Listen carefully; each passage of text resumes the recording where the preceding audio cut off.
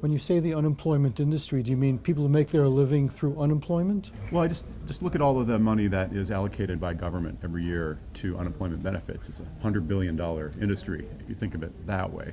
So could we take that money that's being spent through unemployment insurance compensation of various kinds and think about ways to spend it better or ways to use more of it to get people retrained for new jobs or to help kids kind of frame their whole careers so they're more prepared for the real jobs that are out there today.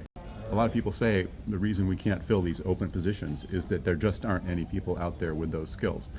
There are other folks who say, actually it wouldn't take very much work to retrain some of those people for the jobs that actually exist. And the question is, where does the money come from, or where the government programs come into play? Well, aren't there training programs already? Like if you want to learn how to be a computer programmer, for example, which always has a lot of demand, aren't there special schools you can go to just to get started in that? There are. I guess my point of view is, as a journalist covering innovation and startups, I'm often focused more on the other end of the equation. I'm writing about companies that are trying to take new technologies and create new markets around them. So I'm usually talking with CEOs and founders who are in the business of creating new jobs.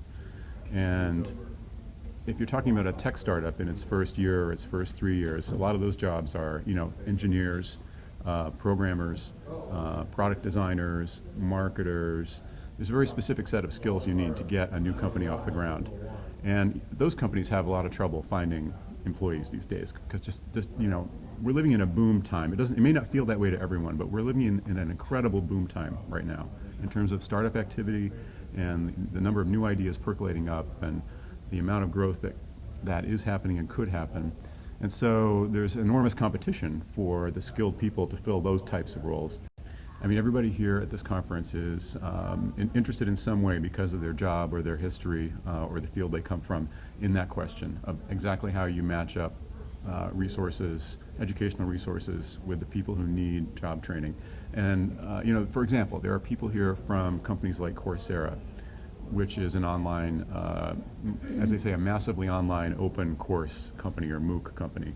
And they make it possible for people to go online and get training in specific college level courses.